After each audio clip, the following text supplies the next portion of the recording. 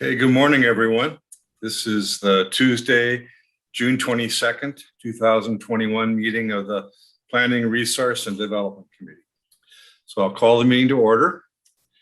Looks from a screen that all committee members are present, including County Board Chair.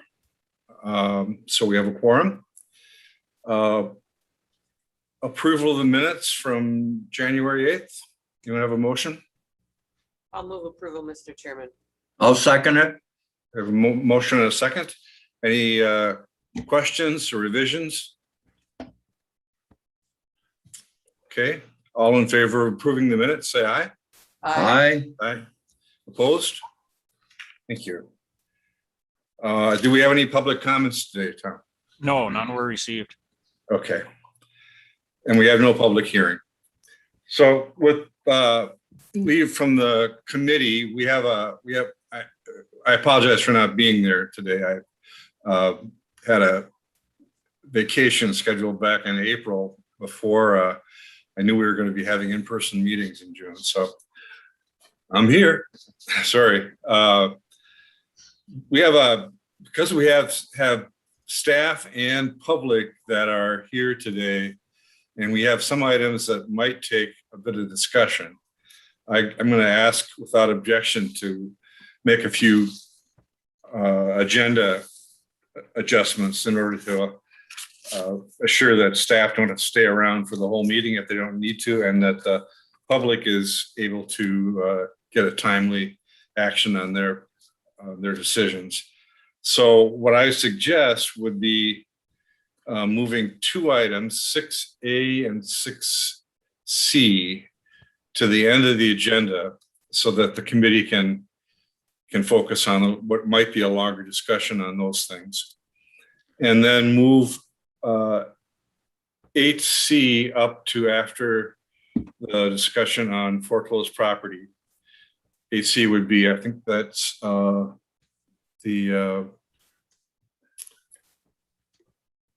that's the foreclosed property sale. And then we can get Barbara out here too in a timely fashion. Any objection to that? Oh, no. Okay, without objection, then we'll do. So we'll start with, we'll skip 6A and go to 6B, recommendation from the solid waste and recycling. Morgan, do you have thoughts on that? And Gary? Go ahead, Morgan. Yeah, so at the, I did a staff report on this for you at the June 8th meeting, Solid Waste and Recycling Management Board. They voted to repurpose the transfer station as cold storage facility. I think primarily for use between facilities and highway departments. The county's 5-year capital improvements plan noted a growing need for storage, and rather than build additional facilities that would require levy from residents, they decided probably best to repurpose that facility to avoid taxing people an additional $2 million for the construction of a new facility for highway department. So that is the recommendation from Solid Waste and Recycling. Because the building is remaining in county ownership, additional board approval won't be necessary. It's not an asset disposal. The county will continue ownership and utilization of the facility. And this will be just a temporary fix for the highway department, maybe a year or two, just so they can kind of like save a little money so we get like pay down on the neighbors to get our finances like in better control. But there's still a lot of that people would like to see that to some kind of non-mandated like recyclables in the future. So that's something that we'll look at, or at least keep the option open. So because once you sell it, then there is no options. But there is a lot of interest from the city of Menominee and the surrounding, well, the whole county, to try to keep that for a central location for taking non-mandated recyclables. So, but it was pretty much like unanimous, except for one vote, I think, to go to keep it for the highway department for cold storage for at least a year and see how it turns out, and that can all be revisited. Any questions? from the committee? May I? Yes. Apparently that's yes. Is it gonna take a lot of effort to do the repurposing for this storage? No, the facility is closed. It's been, Yeah. we had a regulatory inspection with no issues, so that part is taken care of. Right now, it's being used to house the materials and infrastructure that are on the state auction website currently. After those are moved out, then facilities and highway will work on bringing equipment in there for long-term storage. So it's ready to be used as a storage warehouse. Okay, Mr. Chair, may I have a question? Yes. Right. This is in, I agree with the move. You know, I think that's good. But I just have a question. In the past, things have come to this committee from the Solid Waste Committee, and we voted on them, moved on them. And it says the PRD shall function as the Solid Waste Committee. Now, I took out some words in between, but basically the Chapter 2 rules of the board say that. So when does it come to us and when doesn't? If I may, Mr. Chairman, Yes. for anybody who's listening, Paul Miller, I'm the county manager. In this case, there's no action to be taken. So because there's nothing that requires direction, a decision, a motion, there's no action. That's why this is merely a report. If it were the sort of thing that either A, this committee under the board rules was authorized to approve, or B, required county board action, then as would be the case if we sold the property. This committee would weigh in and with a recommendation pro or con, and the county board would have to approve the sale. But in this case, because it's simply a reuse of an existing asset, there's no action in front of the committee. So they didn't vote on this? There was no action taken at the Solid Waste meeting? Solid Waste made a recommendation that the property be used for this purpose. That recommendation is in front of you just as an information, but you're not being asked to do what they've already done because there's no need for reconsideration of adaptive reuse of an existing asset. We're not making a change, material change to the property. It seems like a stretch, you know, and I'm looking at this, you know, if the PRD shall function as, and then there's some stuff, and through the oversight of the Solid Waste Recycling Management Board shall act as a solid waste committee. It seems like everything should be coming through, and this was a decision. It's just confusing in the future moving forward too. You know, and David has a question here too. It's just, go ahead. Mr. Chair, if I may add to this, might help. Yes, Mr. Bartlett. If you remember, a few months back, we redid our policy on disposal of property at the county board level. And if you remember, part of that was if we were keeping it and going to reuse it in a different department, that no action was to be taken on that. This is the same thing. I questioned whether the solid waste and recycling board even should have been taking this up as a vote, because according to our county board policy, or county policy, I didn't think it had to, you know, there was anything to be done. It was county property, and we were going to repurpose it to the highway department. Probably did it with solid waste board, you know, or just to be transparent more than anything else. I don't think there was, as Mr. Miller said, there was no decision. Decision that highway decides it doesn't work, then there'll be a decision. But there was a decision made, a decision not to sell it. There was a decision to use it for this. We could have had a decision to lease it. So there was a decision made. Well, But according to our policy, if the decision is we're not going to sell it, there's no committee or nobody's gonna take it up because the county's keeping it. Okay, thank you. That helps a lot.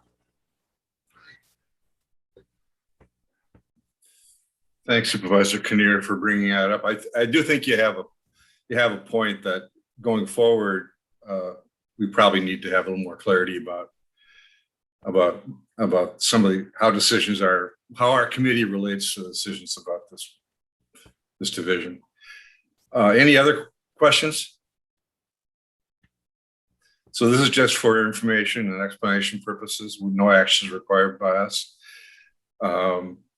Okay, then let's see, I think we were going to move to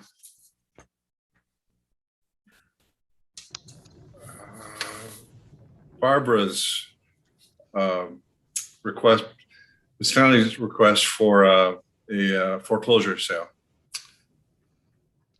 I'm going to handle that. Barbara is in court right now on the default hearing for the most recent in rem foreclosure proceeding. She has our new treasurer on the witness stand as we speak. All right. This is I'm looking for the map. This is a small parcel. It's less than an acre, lying along 440th Avenue, which is, I think, slightly north and a little west of Irvington. It had been previously valued at $1,000. It's been available for sale for quite a long time, I think almost a year. And we received, and so we're at the point now, if you recall, initially we have sealed bids and we have a set time period for the bids to come in and then they're considered. This property was not sold through that. And so then after that sealed bid process ends, then we just hear bids as they come in. So that's kind of what this is. Mr. Joshua Erickson has made a bid of $500 for this property. And that's, I guess, kind of all I know about it. Like I said, it's less than an acre. It lies along a town road over in the town of Menominee.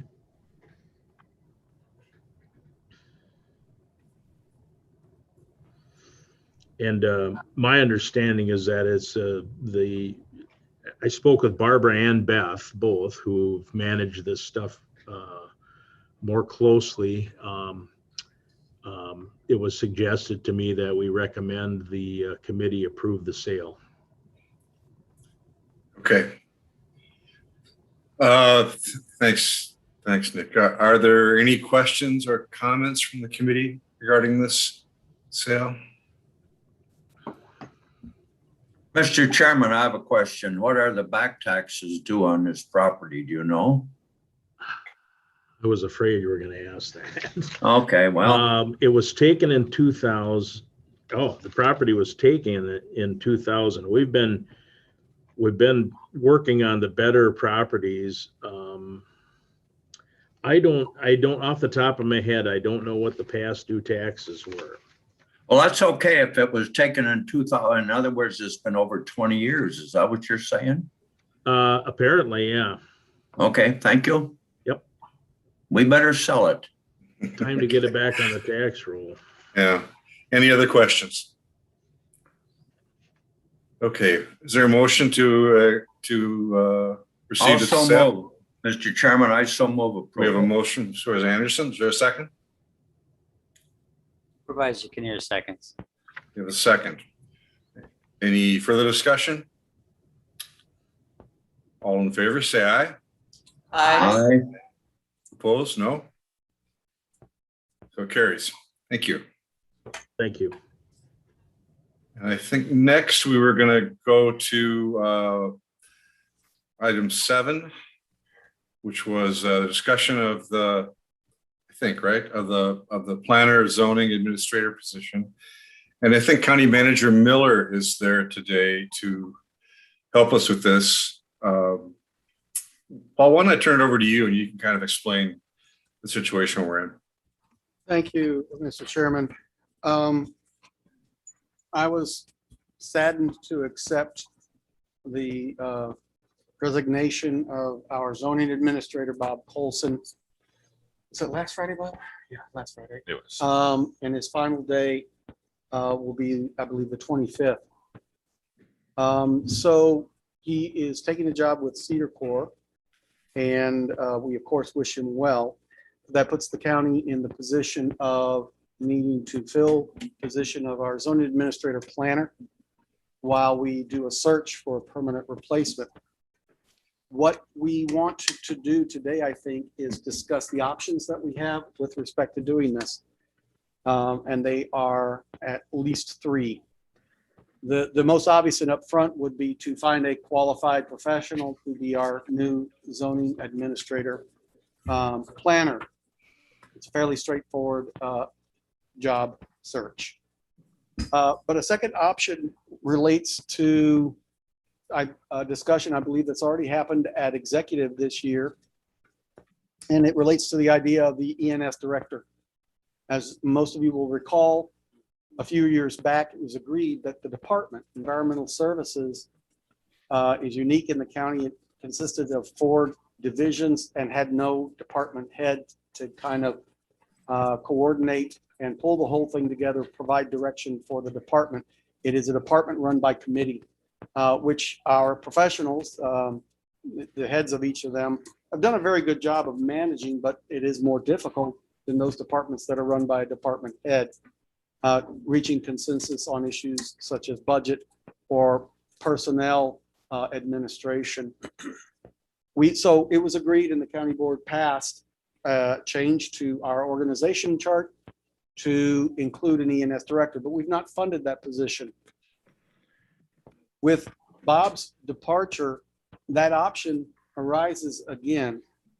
And to bring on board an ENS director who can and would, in this scenario, act as the zoning administrator planner as well, until such time in the future as it is determined we have the funds to fill that position separately. And I don't know when that might be. But an ENS director who is brought on board from the planning zoning profession should be more than capable of also taking on the duties of the ENS director, and that is ultimately being responsible for the preparation and administration of the department budgets and personnel administration as well. Those are the two main things that any division or department head do. In this scenario, it would be anticipated that the division heads right now, Tom Carlson, our surveyor, Chase Cummings, our county conservationist, would continue to prepare their annual budgets. They would simply be submitted to the ENS director for final thumbs up. And then when during the year, it's anticipated those two divisions would continue to administer their budgets, just as any other division does. Again, with a place to come to, an ENS director, department head, to come to for direction on areas of ambiguity or where the answer what to do is not clear. In the meantime, the ENS director, in addition to those department head duties, would be handling the zoning administration and planning functions as well. Cost is the huge consideration, but I will note that our current zoning administrator is grade 17 and step 11. That's the top of that pay grid in the county. We're anticipating the ENS director would be grade 19, 2 steps above. But if we paid no more than what we're currently paying, basically the same, that would bring the ENS director in at step 6. Normal policy is to bring a new employee in at step 1 to 3. Although it's not unheard of to bring them in at higher because of market forces. But at step 6, just salary alone, benefits will be dependent on whether or not this person would take or need or want single or family insurance from the county. Salary alone at step 6, grade 19 is actually less than the compensation being realized by the zoning administrator right now. Bob's got tenure. That's why he's at the top of the chart, which is the way it's supposed to work. So I would encourage this committee to consider that option because it addresses not only the immediate need, but a long-standing need for the E&S department. The third option is one that is very much less certain there, but we would be remiss not to mention it. There are other jurisdictions, local units of local government who contract out zoning and planning functions. They work with a consultant, and when an application for a zoning action, whether it be a permit or a special exception, something requiring a public hearing, a zone change, the staff takes in, county staff takes in the request, but then connects that applicant with the consultant, who then takes it through whatever process is involved.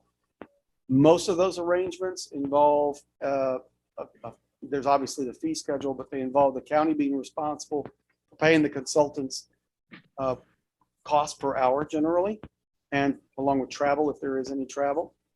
And those costs, the county has to recoup from the applicant. Those of you who've been on PR&D for a while will recall a couple of years ago, we had a conversation about the possibility of a different sort of fee schedule where the applicant would establish essentially an escrow account from which the county would draw as it incurred actual costs. And then the applicant would be required to return that escrow account for the original amount until the end of the zoning process, in which case any balance remaining in that escrow account would be returned to the applicant. That's about the only way that working with a consultant works efficiently. You can't do it with flat fees because of the variation in costs for processing, permit, setback permit versus zone change or whatever, or depending on the controversy. The county ends up eating, if you will, anything beyond the flat fee that's represented in our current fee schedule. So that third one, I think, is the third option of consulting out the zoning function is more complex and less certain, simply because we've got to see if there is a firm that's available. There are some that provide those services, but there may be logistical considerations. And I'm sorry for the long-winded version of this, but it's important to consider too. It still requires there, I think, to be at least some county staff on site to work with public as they come in or call and direct them in the right place. That individual needs to know what they're doing. They need to know enough about the zoning administration and planning to be able to point people in the right direction and assist the consultant in working through any requests. That means that person needs a supervisor who isn't a consultant. So you either end up with an employee who's kind of on their own without supervision, or you tuck them under one of the other two managers, either the county conservationist or the county surveyor in that department. It's an awkward arrangement in either case, but again, it doesn't really work to have a phone call, say, to planning and zoning, go immediately to a consultant, be bounced there immediately without being touched by somebody at the county, and walk-ins, people encounter a sign that says, if you're interested in planning and zoning or zoning action, call this number. That's more awkward and doesn't really work very well. So that, consideration of the consultant option of the need to have at least some on-site staff is another element. So in summary, the three options: simply hire a zoning administrator planner for the county to replace Bob, if we can find anybody capable of replacing Bob. To hire an E&S director who will serve as our zoning administrator and planner in addition to E&S director and department head duties for the foreseeable future, given the county's finances, or try to see if we can hire a consultant to provide zoning planning services on per a contract. Again, I apologize for the long-winded nature of this.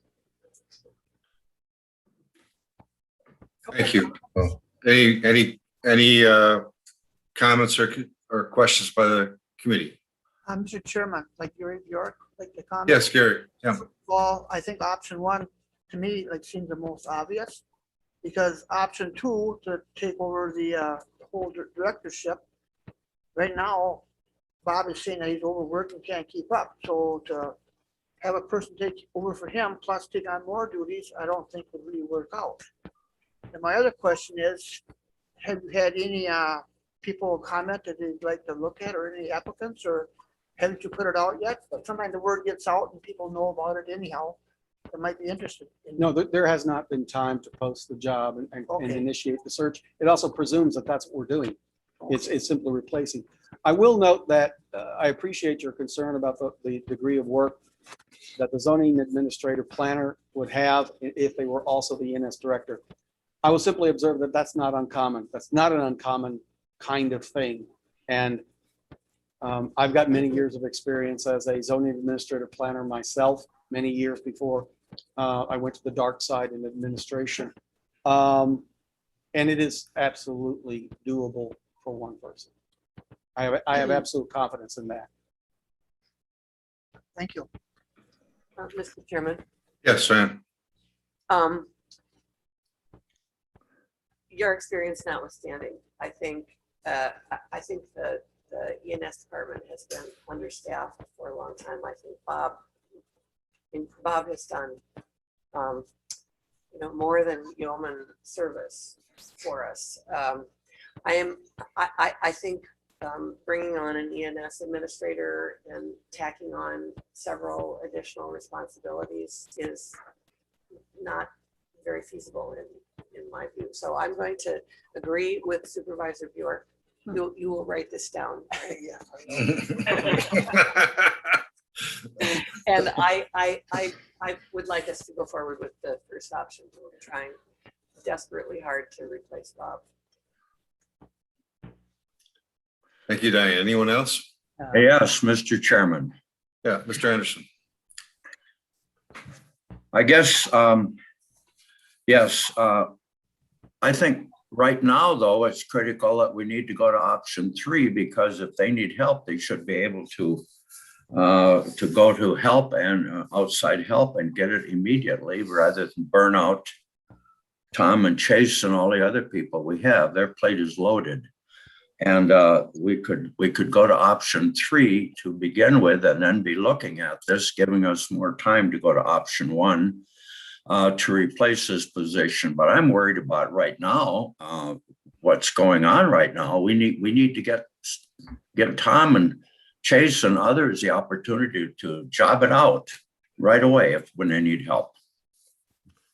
Mr. Chairman, I appreciate that comment from Supervisor Anderson. What I didn't say in my recitation is that interim need is something we're already exploring.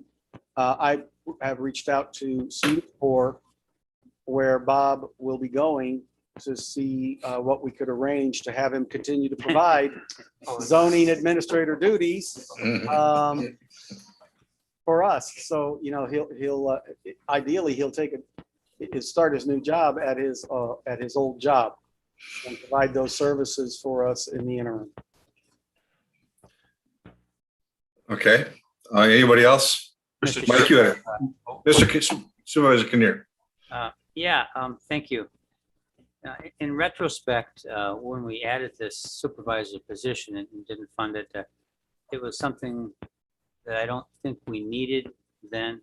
It's nice to have one person as an organizational head, I suppose, but all the reasons we really didn't need it, the cost, once we got things going, the organization worked well. And now we have one less division. So I would really like to go ahead and do a search and find somebody to replace Bob's position.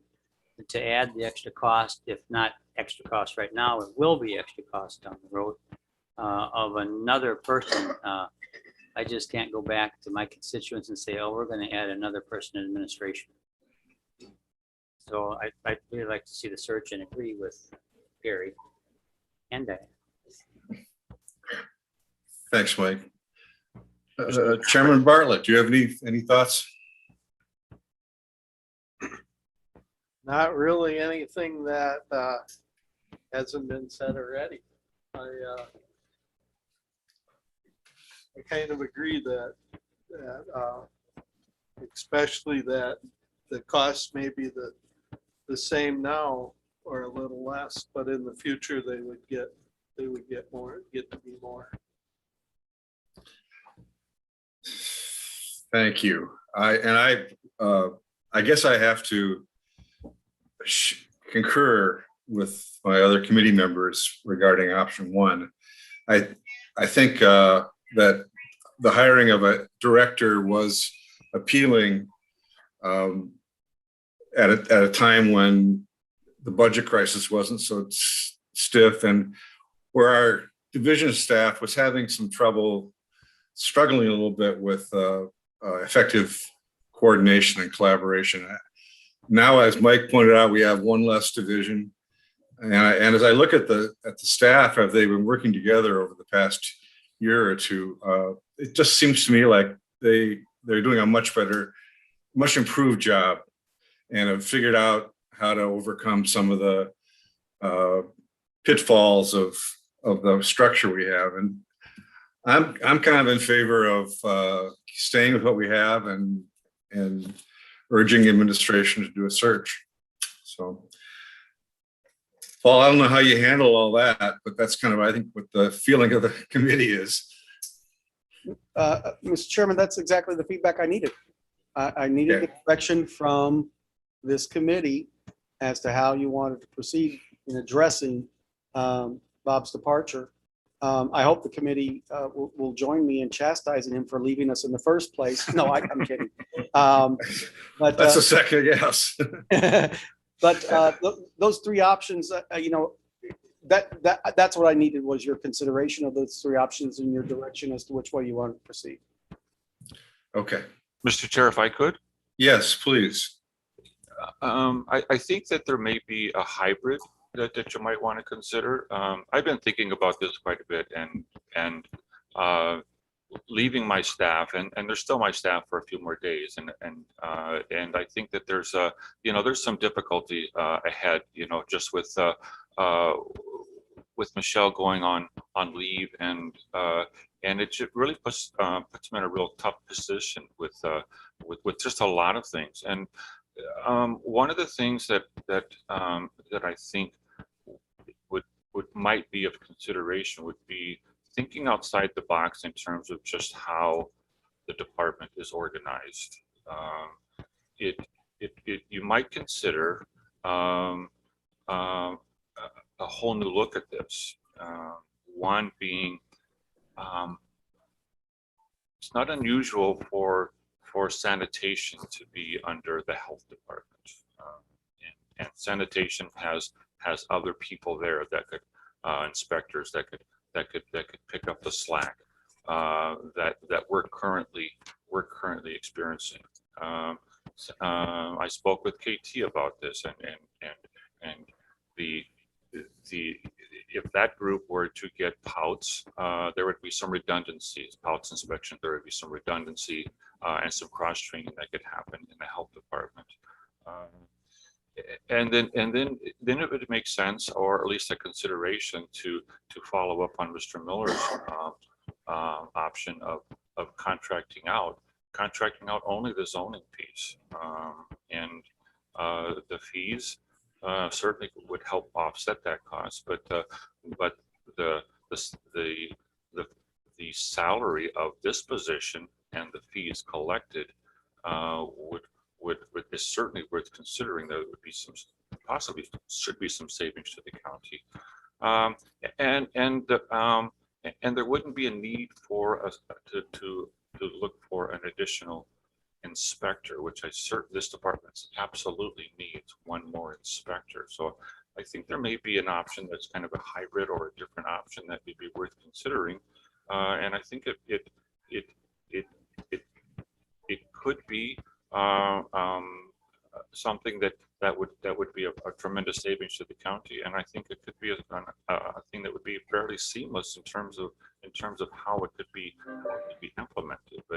But it's something at least worth considering, as long as there's options on the table for this position, and it makes sense that that when the position is vacant now, that if you were to think about a consultant, that makes it easier because you won't have to let somebody go in that position. But I think you might want to at least think about that as an option as you go forward. But that's what I just wanted to bring up. Thank you, Bob. That's very thoughtful. Any reaction to that? Yes, Mr. Chairman. Mr. Anderson, and then go ahead. Thank you. Bob Colson, I'm so glad you came on here and shared, because what we need to hear is from you, the outgoing person, for a recommendation. And it's a chance for us to learn. And I think I highly respect what you've done. We all do. And so I appreciate your comments very much, Bob. I like that. Thank you. Mr. Miller, you had. Yes, I was listening to Bob's suggestion. Correct me, I'm trying to summarize it in my mind. So your proposal as an option would be A, to take the sanitary inspection and make it part of public health. In that scenario, would the current sanitary inspector that we have become part of the health department? Yes. In that scenario? Okay. The two employees would be, because they both do sanitation related stuff. So yes, both of them would go there. The other one being the secretary? Janet. Yeah, the zoning technician secretary. Okay. So transfer the septic permit function to health, including those employees. And then you suggested the possibility in that same scenario of using a consultant for zoning administration. How do you envision it would be that a person, property owner in Dunn County who needs a zoning action, they call? How would that work? Who would field that call? Yeah. Well, currently it's handled in-house, and I think that can still be handled. There could be a collaboration, so you would take advantage of the expertise that you have in the county, Janet, and so she would, even the fact that she would be under the health, that number could still be there. She is very qualified and fields most of the calls from zoning.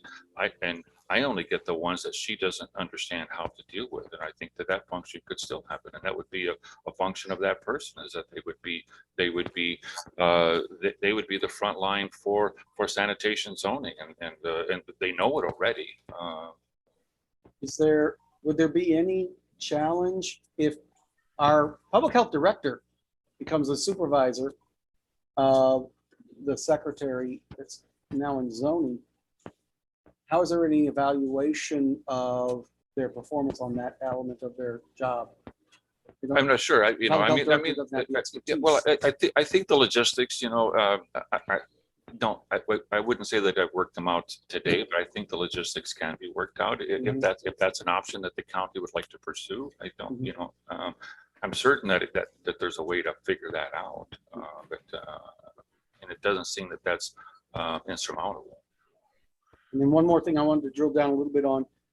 You indicated that there may be some, I think the word used was redundancy. If our septic permit administration were transferred to the health department, and at least one, the inspector, if not both, are transferred over there, are there POUTS qualified employees in? There aren't, but it doesn't take, the POUT certificate is fairly easy to get, and so if it were to happen today, no, there would just be the two that we have. Janet and Michelle both have POUTS, but it wouldn't take long. For example, I mean, we are contracting with Cedar Corporation now for sanitation inspections. They sent 3 employees out and got 3 people certified in a month or 2. So the POUT certification isn't all that difficult. But what would be great would be that on the health department side, those people have their environmental backgrounds, and to have one more over time get the soils certificate. I think that would be incredibly beneficial to the county to have one more one more sales certificate on it. So I don't think that the pouts is it's not a lengthy process. It's not an expensive process. It's fairly straightforward. But where we're at right now, when I leave and when Michelle is on leave, Janet is going to be there. If Janet gets ill or has to take care of something, there is nobody that is here to take on those responsibilities during the time that Michelle is gone. I don't know that we could say that the health department would be able to fill that gap now, but that could happen again. I mean, just the way that things are staffed. This would allow some redundancy in those certificates and that work, that there would be 2, maybe 3 people that would have those certifications and be able to fill in. But I think it's just something worth considering. I really am concerned about my staff, and just with the volume of work and the number of staff. And now when Michelle is leaving on her tenure away, we're going to be relying only on people that have been trained by Michelle for just a short amount of time. I think it's going to work out. We'll get through it, but I think there's a better solution long term. And it's either in-house or it's rearranging and maybe looking elsewhere. But I don't know that it's the golden ticket, but I think you may want to consider it. If I may, what's the status on hiring somebody for the interim for while Michelle's on leave? We authorized that. We just got one in yesterday, and so I just got that from HR yesterday. We had one candidate that they sent over a resume for, and it looks promising, for that person, and so there could be some temporary help. We still have to train that person, Sure. And so it's not ideal, but it's something. Have we scheduled an interview? I just got it yesterday. Okay. Do you expect to schedule an interview before you depart next Friday? Well, I expect to have a conversation with you and then figure out how to. I don't know that I'm going to have time to take on that responsibility of that person. But I think yes, that person deserves at least consideration and what we should do. But I don't know that I'm going to have time to do that. Thank you. Well, so the final thing I'll note for the committee is to reiterate what Bob said. It is a common arrangement that sanitary permits and inspections are handled through a health department. So that's certainly an idea worth pursuing. Talking through the details of somebody who would then be in the health department fielding zoning related calls to transfer them to a consultant in that case is a bit more tricky. There's logistics that would have to be worked out. But at least as far as the sanitary permit administration portion of it, it's a very common arrangement to have it in the health department. Okay, any other committee members have? Diane, you're chair of the Health and Human Services Board. Do you have any thoughts?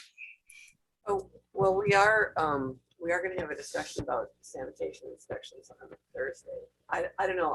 It seems to me that there are a lot of logistics that would have to be worked out before, and if this were workable for the health department. And this might not be the best time for that either. We shouldn't consider it. I don't know about timing. Right. It's a discussion item. Right. Well, it sounds to me like this is an idea that is worth putting into the mix and seeing how it might be at least a partial solution. Is that, Mr. Miller? You obviously have some interest in exploring it. Could you? What do you think? I mean, is this something you want to look at and come back to us with? what I'm going to recommend is this. I think even in the scenario where we make my phone ring when it shouldn't,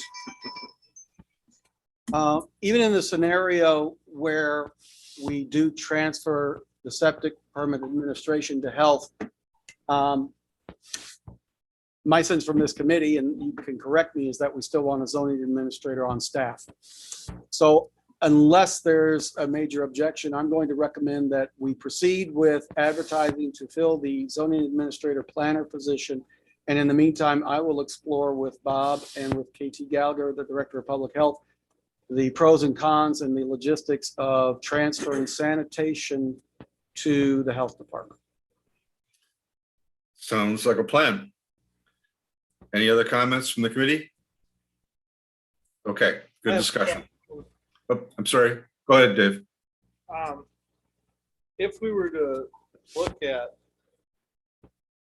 what Bob just brought up, and we outsourced all of zoning, would we need a zoning administrator or just somebody that is familiar with zoning enough to be able to send the people that need zoning in the right direction? The latter, we would need a zoning coordinator. It's somebody who knows our rules, not only the zoning, knows generally the zoning ordinance itself, but knows the other things planning related, who could bounce the inquiry to the correct person, whether it's consultant or whatever else. So we need a zoning coordinator, I think, on Right, staff. that's what I was thinking, because then that person that we were to hire would be maybe more into planning than in the zoning. And we might be looking at a different individual with different qualifications. So I think we should hash this out a little bit, even if it takes a week or two or three to vet this idea out that Bob has come up with before we go ahead and hire and advertise for somebody. That would be my thing. So if I may, I'm trying to capture your suggestion here. Hold off on advertising to replace and hire a zoning administrator. Explore whether or not existing staff is in the position to be the zoning coordinator. Bob has suggested that Janet could do that. And then look potentially to hire a planner as opposed to a zoning administrator. Yeah, so I guess I would follow Mr. Anderson's idea and what you're doing already to come up with an interim plan.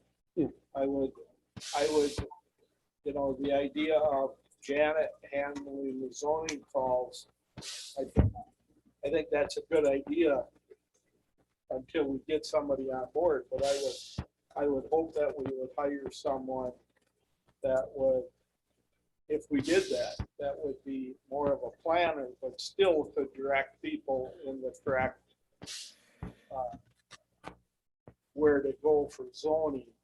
And so that Janet won't have, we wouldn't have to send that to a different department, that they could concentrate on sanitation. That would be the end result. Now, how we get there is it's gonna take some probably some changing throughout. But So one Hey, area, Chairman Bartlett, Go and like you said, I'm trying to, so to hire a full-time planner.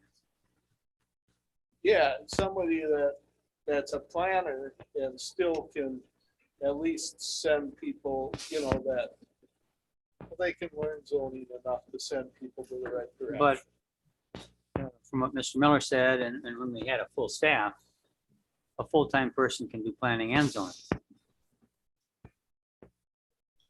But we also know that Bob's been overworked and he's asked for more help in that department, and we haven't, giving it to them. So I mean, that's the thing that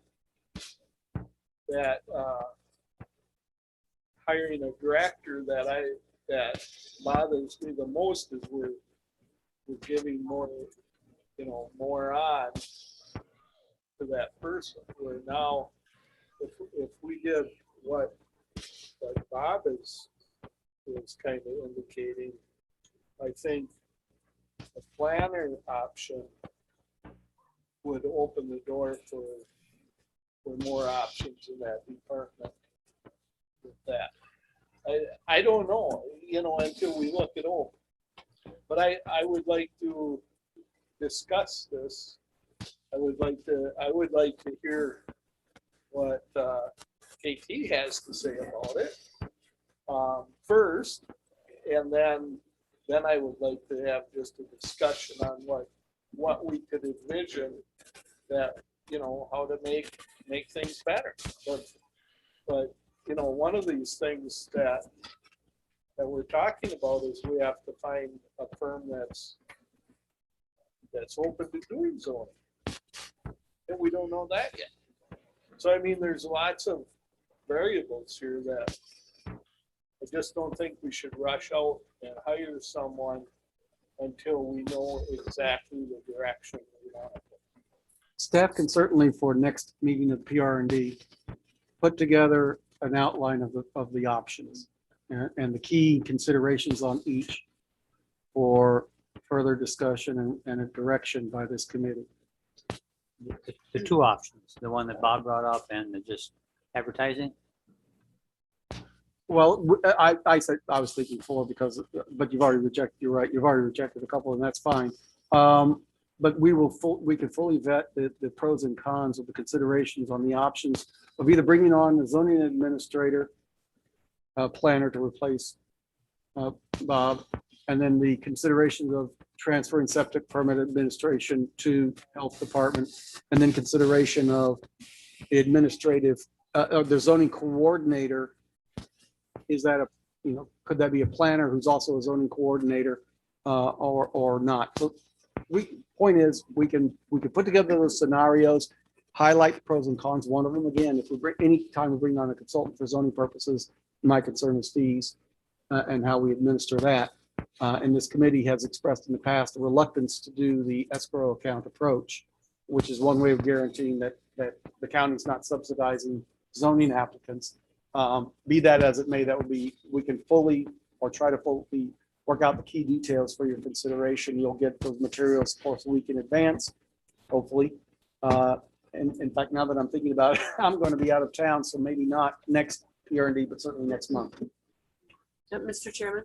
Yes, Dan. So I understand that there are a lot of variables to be discussed and that be worked out, but if we wait weeks or a month, I mean, we're at a point now where the work is not getting done. So what happens to the poor staff in the interim? The interim solution is going to proceed regardless. So I'm going to work with Cedar Corps regardless to see if we can retain Bob's services for the interim. And I agree with Paul that the interim duties would be a stopgap, and so that things are proceeding as they are currently. So the interim would meet that need, but that's a temporary. And we're still going to proceed with trying to fill that LTE position, which I have the one with one. Yes, and we'll look at that and see and have a chance to vet that as well. Yes. Okay, I think it's been a good discussion. It's a little confusing, but I think Mr. Miller sort of well summed up the framework that we're going to be looking at going forward. And I think what Bob suggested offers us some options for looking at that we didn't have before we started the discussion. So that's a good point. Let's move on then, and look forward to having that discussion in the future. And Bob, you better take that consulting contract with us. everything's spinning on that now. So make that happen. Okay, well, it's, I'm just circling, waiting for the decision. Okay. All right, good. Okay, then let's move on to the next item. This would be the staff report on the Meadows Edge Apartment subdivision. Mr. Carlson? Yes, thank you, Mr. Chair. So what we have before us this morning for consideration, we need to take action on a preliminary plat that was submitted to Dunn County. We are nearing our 90-day statutory time period in which we need to make a decision. So what you have before you here is a staff report. You all would have received this in your packet. I'll go through some of it, but not all of it. The developers are actually here. The owner of the property, Tony and Ellie Tanner, are with us. So if you have any questions of them, certainly they can answer any questions here when I'm through with my presentation. So a little background, the Tanners, I'll bring up the preliminary plat here, and this was all in your packet as well. So here's the preliminary plat. So the Tanners are proposing to develop roughly a 24-acre parcel in the town of Elk Mound into a 10-lot multi-family residential subdivision. It's my understanding they're probably going to be putting duplexes on these lots, so they would retain ownership of all 10 lots and rent those units out. The property is bounded on the north. There's a short little, got my pointer here, but there's a short little piece of town road frontage here, several hundred feet. And it's bounded on the north by the Chicago and Northwest Railroad and on the south by Interstate 94. Access to these lots is going to be by way of a 60-foot wide private road, which is not prohibited under our current ordinance. So again, we are reviewing this under our current ordinance, not the draft subdivision ordinance. So it's a 60-foot wide private road that will be maintained and kept up by the owners of these lots. Okay, the county nor the town is responsible for the maintenance of that. And just this morning, I received a copy of the road maintenance agreement that the landowners are proposing for this.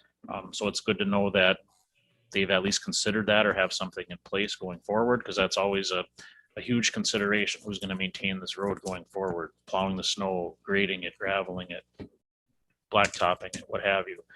So a large portion of the site is entirely open. I'll bring up the next slide here, so you can kind of see what it's like. But most, probably, at least the part that's being developed into the lots is mainly open. The balance consists of DNR mapped wetlands in here. So those areas obviously can't be developed for that reason. The preferred land use, according to the Dunn County Comprehensive Land Use Plan, right now is agricultural and residential. So it fits the preferred land use. The preliminary plat was conducted, or the review of the plat was conducted by members of Dunn County, Land Information Office, and the DNR. Throughout the review process, we've identified issues that have been addressed, and our recommendations have been incorporated into the preliminary plat that you have before you. So at this point, we feel the plat as presented meets all of our county ordinances. It meets Wisconsin State Administrative Code and all applicable sections of Chapter 236 of state statute. The town of Elk Mound actually reviewed and approved this plat last Thursday, June 17th. The chair for the town of Elk Mound, Tony Christopherson, is here if you have any questions of him or the town's stance on this. The date I prepared this report and sent it out to, I was still waiting on approval from the Department of Administration plat review in Madison. And ironically, after it was literally like an hour after it was posted to the website, my report went out, I received notification from the state that they in fact had approved it. I will bring up a copy of their letter here.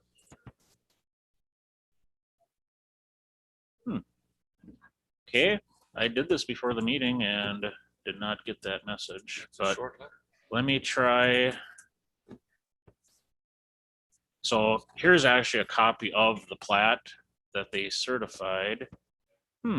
That's strange too. Up in this corner, there was several sentences, a paragraph with a signature, and now that's missing. But trust me, they did approve it. I have no idea. I can verify, Tom. I got the same document. So this page is blank. It is really odd. What is? There it is. Well, the second page is showing up, but not the first. That is really strange. I even highlighted in the first page where they certified to it. But anyway, you can see Don Syme's signature here. And so bottom line is the state has approved this plat, which is something we need before we can take actions right in our ordinance. So let's go back to the committee packet. So anyway, we've received correspondence from the not only the town, but the state. And internally, we feel that the plat meets all of the ordinance regulations we have in place. So staff therefore are recommending approval of this plat.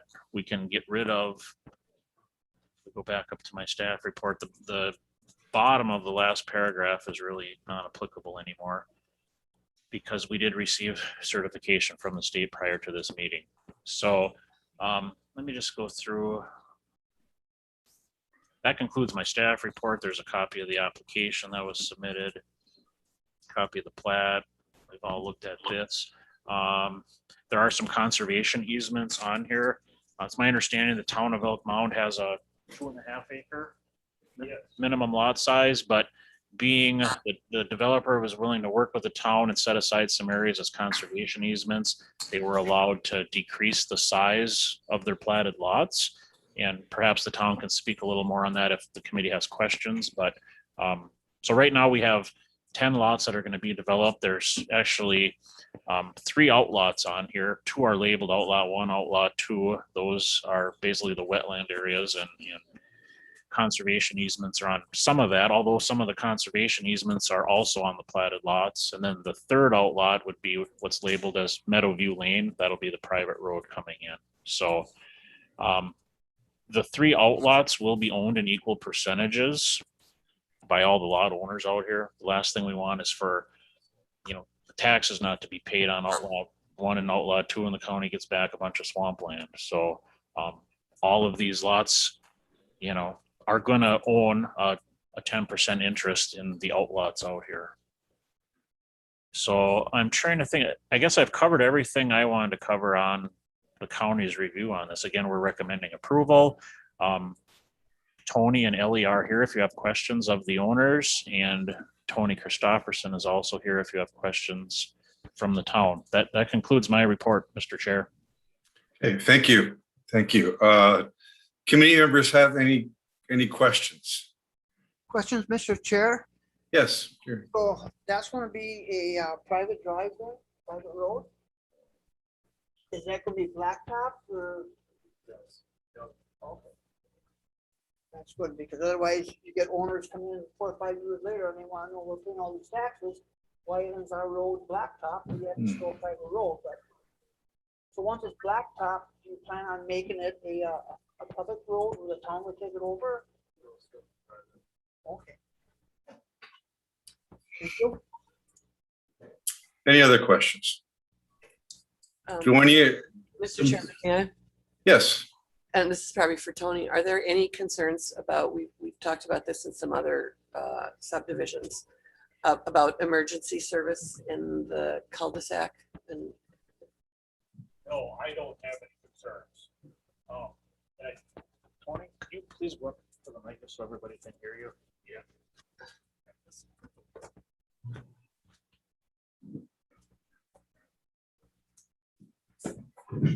Tony Christopherson, Chairman, Town of Elk Mound.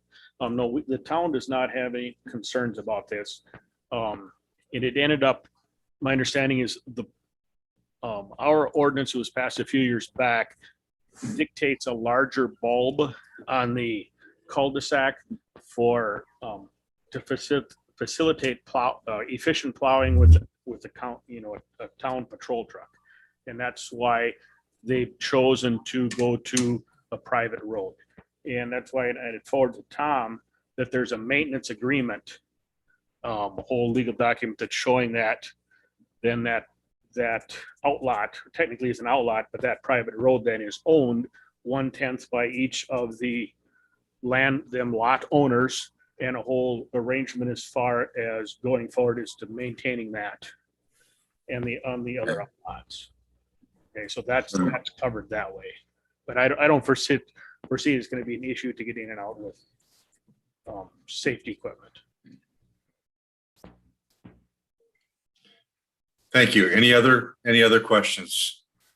You have any concerns about like your water quality because it's going from a single family, what we will normally think of, to a duplex, which would be like, a lot more pressure than just a single family? I don't think it's gonna be any more than anything else, no. Because if that's part of, when he talked about our conservation easements, all right, when we look at the actual lot size is smaller than our 2.5 acres for the town of Elk Mound, but yet we've divided that out because you have outlot 1, outlot 2 to divide that across, all right? So our housing density is not any worse than, we'll say, the 80 acres we talked about before in the town of Red Cedar that's being split up into 56 house lots.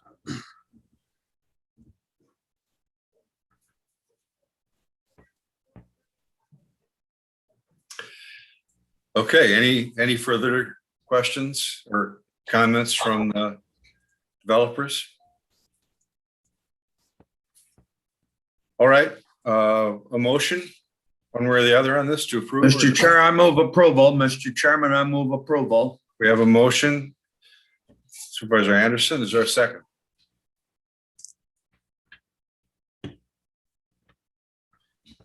I'll second it then.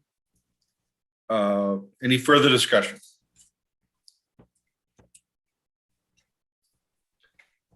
All right, all in favor say aye. Aye. Opposed? No? Okay. The motion carries and it's approved. Thank you very much. And the next item, Mr. Carlson. Thank you, Mr. Chair. So the next item we have before you is a variance request from Jack and Mary Dodge. So Jack and Mary are here in the audience and their son Nate is also here with them. So I'll go through my staff report. So what they're planning on doing is dividing some property that they own. There are some considerations involved, namely the floodplain and not being able to meet the 10,000 contiguous square feet of land lying above the 2-foot freeboard contour. So they're asking for a variance to create both a lot and an outlot, both of which do not meet this 10,000 square foot requirement. So Jack and Mary own approximately 4 acres of land within the Hiawatha subdivision. Land is currently unzoned. They have an existing home, shed, septic system, and a well on the property. What they would like to do is convey a portion of this property to their son Nate, which is designated as the proposed outlot 1. And they would be keeping the balance of the land with their home and their shed and the rest of the improvements, which is designated as lot 1 on the map. So Nate's intention is to eventually make modifications to the outlot and then have it resurveyed into a lot. Because right now, it doesn't meet the standards for a lot. It can't be called a lot. So in the future, he would make improvements or modifications, which would allow him to resurvey, designate it as a lot, and then build a home on it, okay? So a large portion of the parent tract falls within the 100-year floodplain. I'll bring up some more documents here shortly illustrating this. Most of it is, well, certainly made up of the flood fringe and the floodway of Elk Creek as mapped by FEMA. There's also DNR wetlands on the property. So what they're planning on doing requires full compliance with the county's Chapter 16, our subdivision condominium ordinance. And Section 16.4.03 of the ordinance states in part, all parcels shall contain a minimum of 10,000 square feet of contiguous land lying a vertical distance of 2 feet above the floodplain. I want to point out one word here, parcels. All parcels shall contain a minimum. I don't believe the original intent of our ordinance, which was adopted in 2006, was to impose this standard on outlots. Outlots by definition can't be used for building purpose. Why would we require a 10,000 square feet of land if nobody intends to build on it? So I honestly think, truly believe that that was an oversight in the ordinance, but it is in the ordinance, we have to use it. And right now an outlot is a parcel. So both the proposed outlot and lot 1 need to meet this requirement. Okay, right now they don't, neither one of them do. And actually, they're quite a ways short of meeting it. So we're not talking a few square feet, we're talking thousands of square feet. So section 16.405 of the subdivision ordinance allows an applicant to request a variance. And I'm not going to go through all the variance requirements. You've had a chance to read this. If there's questions on the staff's response to these variance requirements, I'd be more than happy to answer those. But I will go through the analysis here. So the ENS department, we've reviewed the Dodge's variance request, and floodplain regulations are put in place to discourage development in areas that'll be impacted by the 100-year flood event. So according to the applicant, the Dodges, the existing home was originally constructed in 1928. It's been there a long time. The applicant has owned the property since 1971. The existing shed, which is now a taxidermy studio, has existed on the property. It was on the property when they bought it in 1971, so it's been there a long time as well. The Dodges are planning or have no interest in putting any new structures or other improvements on the proposed lot 1 at this time. Because the associated improvements existed prior to the adoption date of our floodplain ordinance, they are deemed non-conforming uses. So from a zoning perspective, those uses can continue as is, but no modifications or additions to those non-conforming uses or structures will be permitted unless they comply with the ordinance, okay? So anything they want to do going forward is going to take county approval. As for the proposed outlot, Chapter 16 of the Land Division Ordinance prohibits that outlot from ever being used for building purposes. So the granting of a variance to create the proposed lot and outlot would not impact the public health, safety, and welfare. The granting of the variance would also encourage the most appropriate use of the land. So right now, I'm going to jump down to the lots here so I can just explain a little bit. So here's the ordinance, the section of the ordinance they're requesting a variance from 16.403. On there on TV. Here's their application, the minor subdivision application. Here's a copy of the proposed certified survey map. So everybody can see lot 1 and outlot 1. Lot 1 is going to be retained by Jack and Mary. Outlot 1, they intend to convey to Nate so he can eventually build a home on it. So you can see these two very important lines right here. This line here is the 100-year flood contour. Everything this side towards the creek, this is all encumbered by floodplain. Can't do anything in there. This is the 2-foot freeboard that we refer to.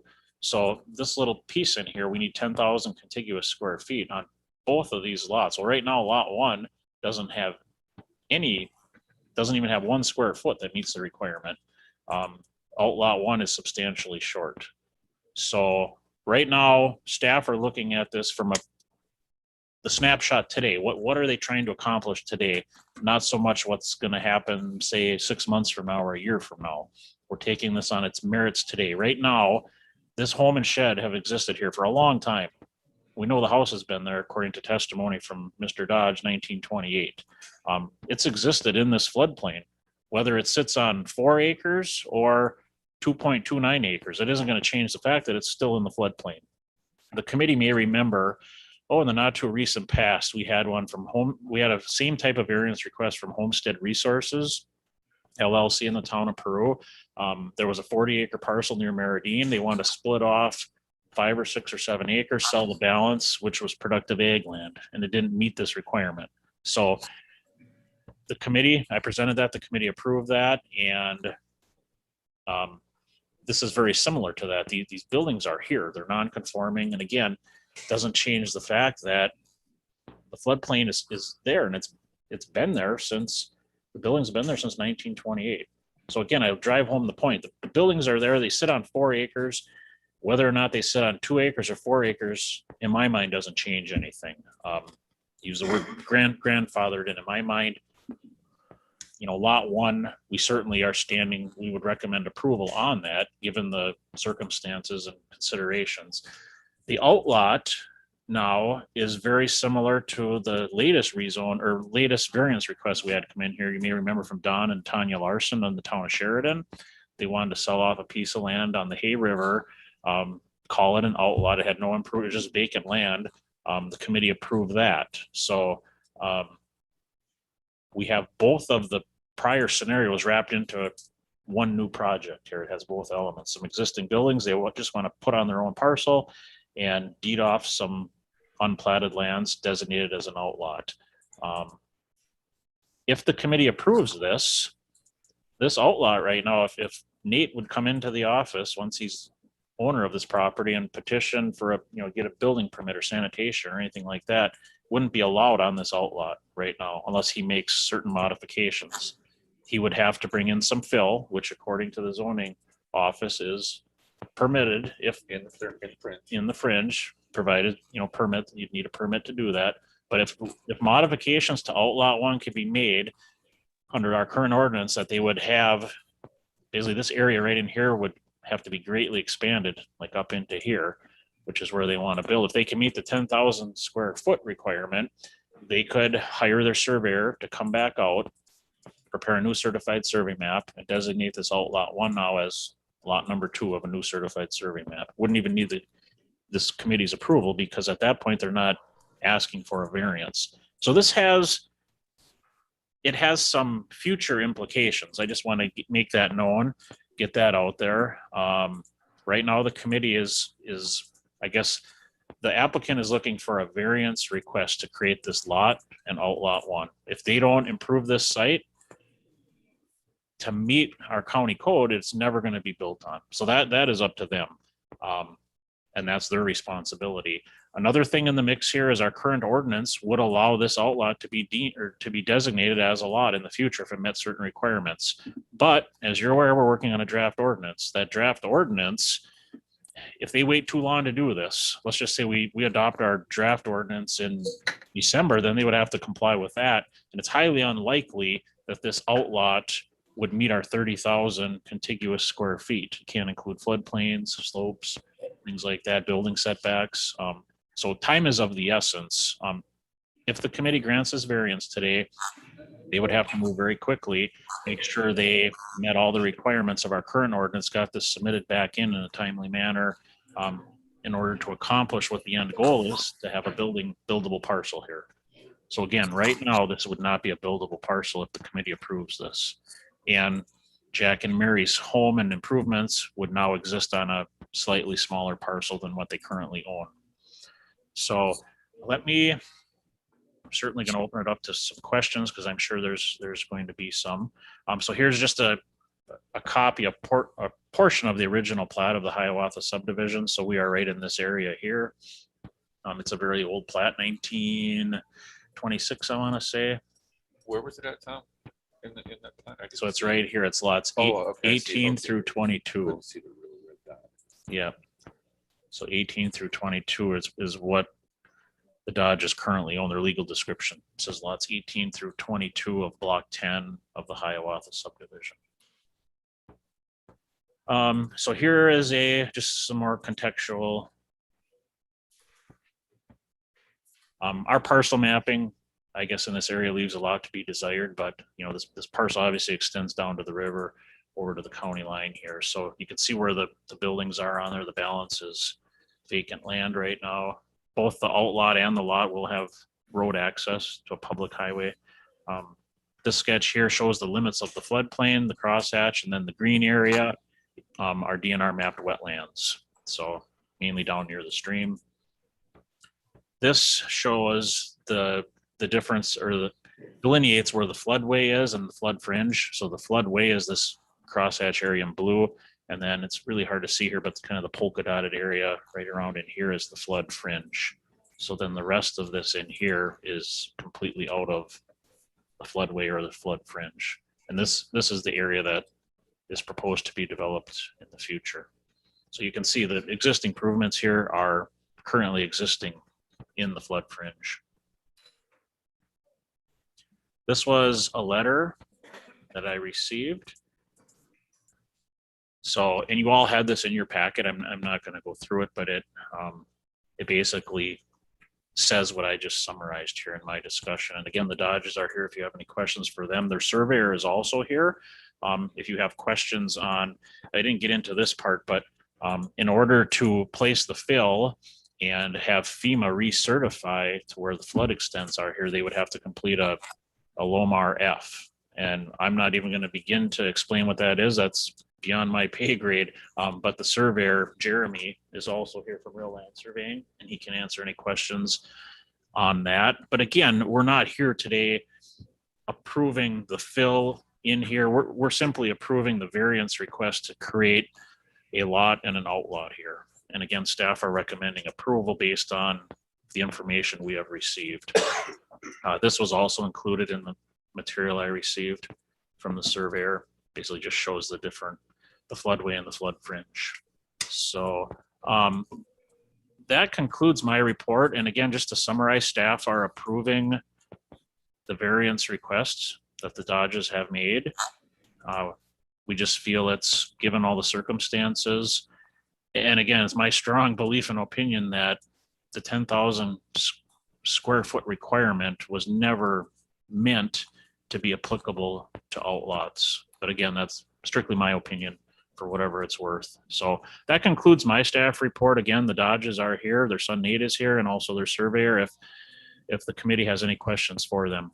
Thank you.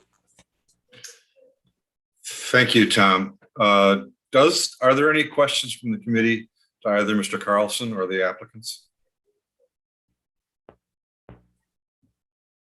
Just one comment. Sure, Gary. I think I will, abstain from voting because my son and I have done a lot of business with Mr. Dodge for taxidermy work for deer heads. So I just feel that, because I know him somewhat, that I don't feel comfortable like voting either way on that. Okay, Gary, thank you. Anyone else? Any questions? Okay, so we have a recommendation to approve. Is there a motion from the committee, one way or the other? Mr. Chairman, I move approval of the variance. Thank you, Supervisor Anderson. Is there a second? I will second it. Supervisor Kinnear. Thank you, Supervisor Kinnear. We have a motion and a second. Further discussion? Okay, let's vote. All in favor, say aye. Aye. Aye. Opposed? Okay, motion carries and it's approved. Thank you. Thanks very much, both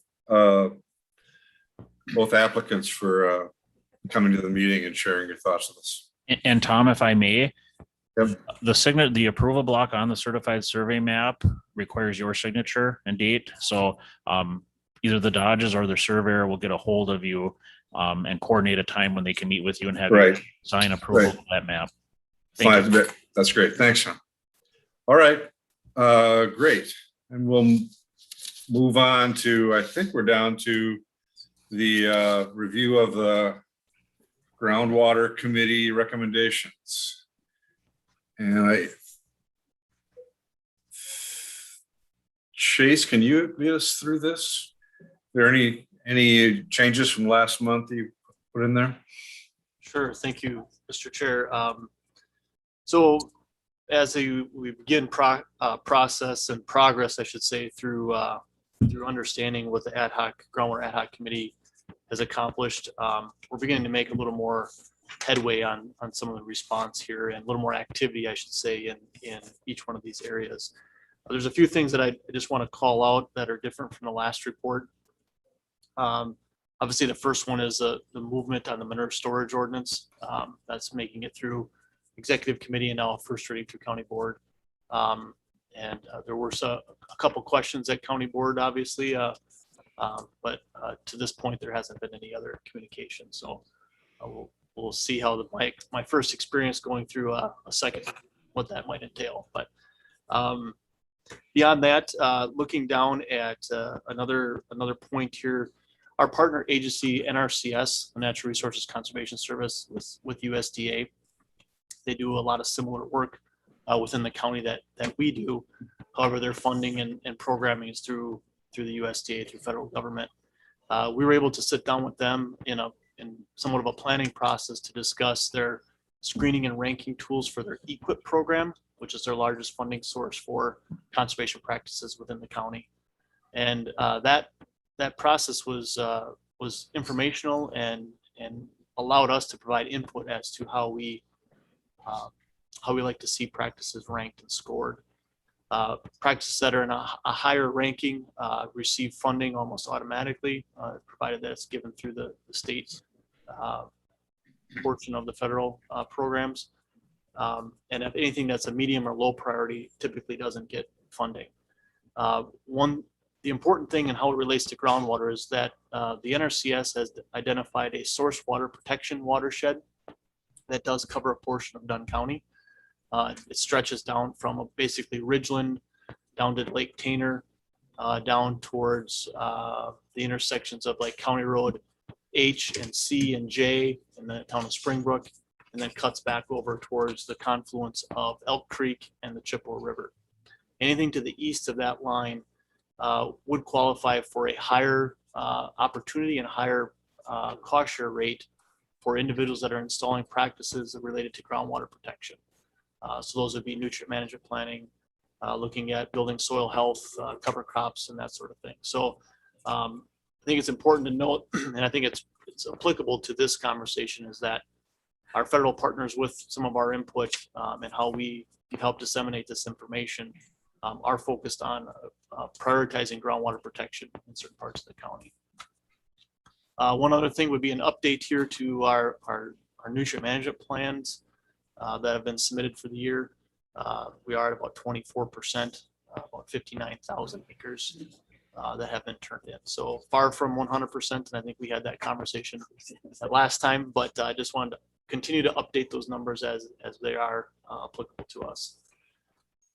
And then one other thing to point out, or two other things here, but one would be we were invited to participate in a field day with fourth graders at Boyceville Elementary School back on the 1st of June.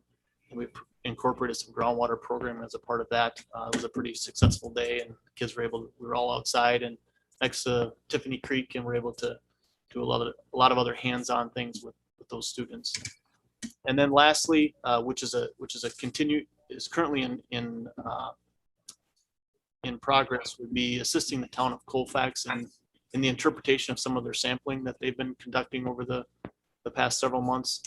There are some questions as to the variability within some of the water samples, and we, in addition to public health, are helping coordinate with Department of Health Services, Health and Human Services at the state, as well as DNR, to facilitate some of those conversations about how to interpret those groundwater results. So with that in mind, I'm also working with KT to establish some time here where we can sit down between the two departments and identify where our direction will be regarding a private groundwater well monitoring program, and trying to get some progress made in those areas. So with that, I'd be happy to take any questions regarding those particular items or anything else related to the recommendations. Mr. Chair? if I may. Just a few questions.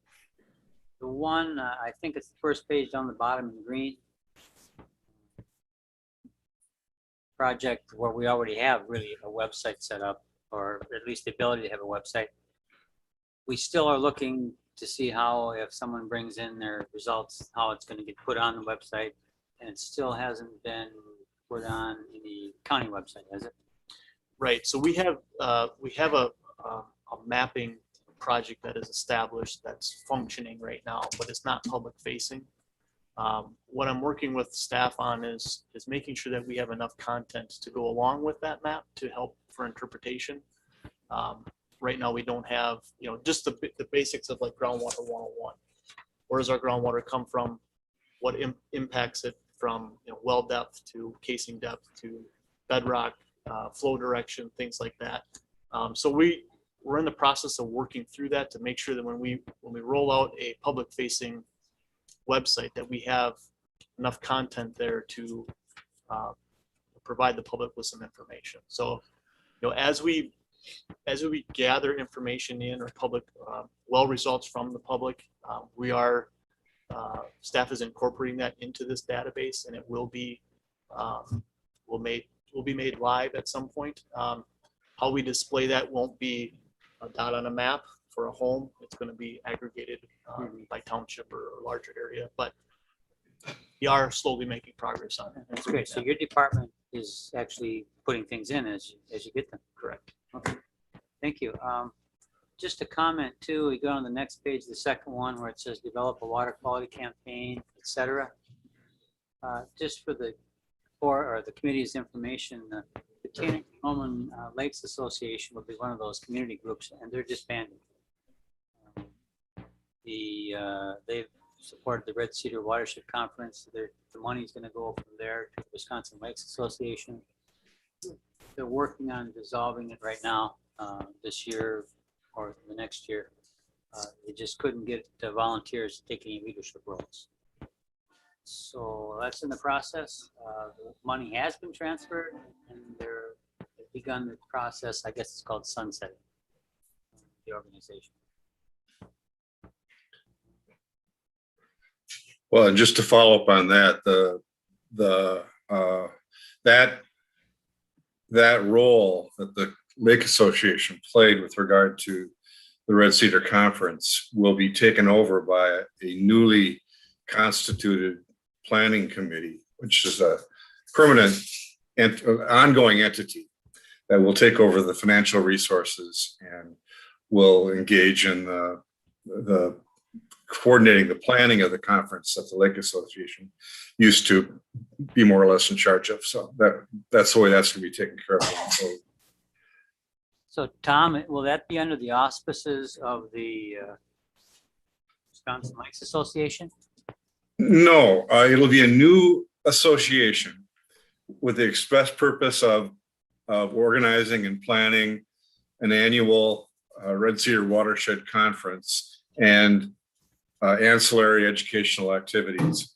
And the Lake Association will serve as the fiscal agent. So the money, the funds have been transferred from the Tainter-Monoman Lake Association to the statewide Lake Association. They're going to hold the funds, but they will be dispersed and administered by this new committee that's being set up. And the committee's bylaws are being developed right now, and they are set up so that they require a kind of a diverse participation from various stakeholders in the community. A committee of up to 13 members each. Chase serves on that committee, as do I, and a bunch of other folks.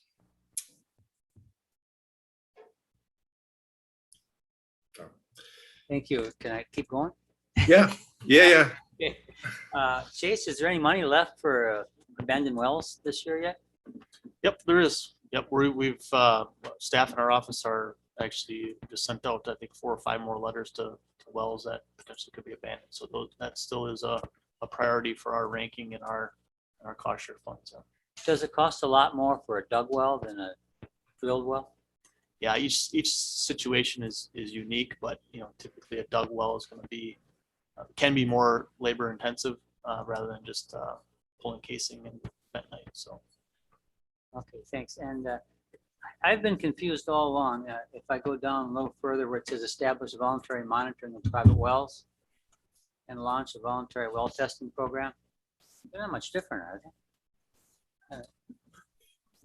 Yeah, I guess I should look at what I alluded to earlier with the hope of establishing a conversation with public health on for my benefit, maybe a selfish reason, is just to learn what role public health plays in that aspect and where we in the land conservation division can fit in.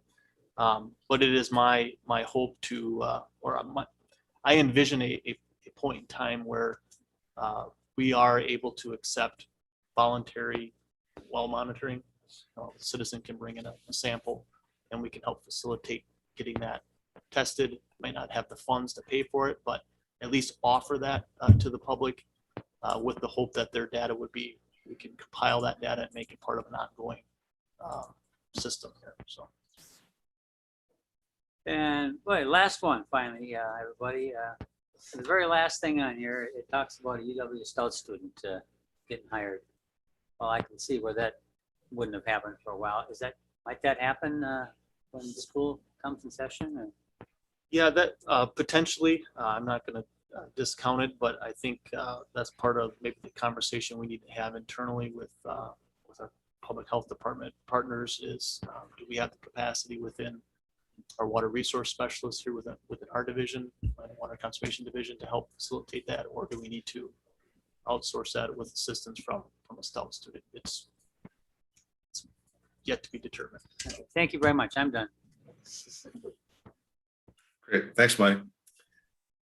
Anything else from the committee? Okay, thanks, Chase. We'll move on then to the last item, which is the follow-up discussion on the land division ordinance. Mr. Carlson? Okay, thank you, Mr. Chair. So at the direction of the committee, Corp Council and I have collaborated on the document you have before you here. We tried to incorporate the 3 scenarios that were discussed at the last PR&D meeting. We tried to list some, certainly advantages, disadvantages, and considerations of all 3 items. So let's just start. I guess we'll just take these in order and go through them and discuss them. One item we did add here, was number 4. Whatever option is selected, the committee should really consider language removing the density regulation in a town that would end up having a valid town zoning ordinance. Right now, we don't have any towns with a valid ordinance, but that's not to say they don't adopt one. Maybe Elk Mound will adopt a zoning ordinance 2 years from now. So our ordinance should really have that language in there that if a town does have a valid zoning ordinance, the density regulation, if we stick with this, would not be applicable. So anyway, we'll go back up to the top. So and these alternatives are not in any order of recommendation or anything. They're just the order that they were discussed at our last meeting. So one alternative, so again, we're talking about density, section 16.075 of the ordinance. That's the section that we're looking at revising. So one option for that section would be density-based splits up to the calculated lifetime density limit, but allow additional residential lots to exceed the density limit through the platting process. Does everybody understand that? I have 40 acres. I apply the density, which is 8:1. The calculation gives me 5 splits. We would allow that number to be exceeded under this provision, but the owner would have to go through the platting process. So considerations. Would we want to decrease the number of splits? You may remember for a long time, we've had 4 splits per 40 in a 5-year period. Committee has agreed in past meetings to push that number up to 5. We want to return that number back down to 4 in order to push larger development activity through the platting procedure. So that's a consideration. Possibly allow a more direct path to a variance for the landowner who creates and uses up their lifetime limit, but then decides they want to build a home, let's say, and retire on the remnant rather than require a 1-lot plat. So that was an example that I brought up. So that's something to consider, and that's option number 2 coming up here. We feel that it would probably be best suited for large scale developments instead of the occasional 1 or 2 lots over the limit being requested. So advantages would be that the landowner can exceed the density limitation by using a plat. So these owners in unzoned towns would have a plan B, if you will, similar to somebody in a zoned town that can petition the county for a rezone. Disadvantage, certainly a plat is going to increase costs to the landowners. There's increased review time. There's additional administration time on my end, certainly. An example we wanted to highlight is that section 16.21 sub 7 in our draft ordinance. Typical platting requirements and standards can also be required on certified survey maps. So if you go into the platting section, either the state plat or the county plat section of our draft, we have the authority, meaning the county, we have the authority to require certain things, which we typically do. And that section of our ordinance cross-references back to section 16.217, which is in the certified survey map requirement section. And in there, it talks about all these things: erosion control plan, stormwater management plan, contours, all these other things. So these requirements and standards can also be required on certified survey maps. So requiring a plat in certain situations with added expense to the owner, increase review time, additional administration for staff, when the same ends could be accomplished with a certified survey map. Just something we want to think about. Do we really want to require a full-blown plat if somebody wants to exceed the density by 1 lot? If we're concerned about certain things we're not going to get because we're foregoing a plat, we still can require those on the certified survey map, and we could make that a condition of the approval. Question, Tom? Yes. and maybe I misunderstood you, but I always thought in a plat, you can not increase the density or the housing, but you could increase the amount you could do in a smaller time. Isn't that what a plat is about? That you cannot increase the amount of, The plat doesn't, under our draft ordinance, the plat does not provide a mechanism to increase the density over and above the 8:1 ratio. right. But if I have a large parent tract, 200 acres, and I divide that out, I can't do the math right now, but let's just say I have 80 acres, and I divide that by 8, I get 10 splits on there. Right now, I can do 5 of those in a 5-year period. So I could accomplish all 10, but it would take me successive divisions over, several 5-year periods to accomplish that. If I want to do all 10 right now, I could use a plat.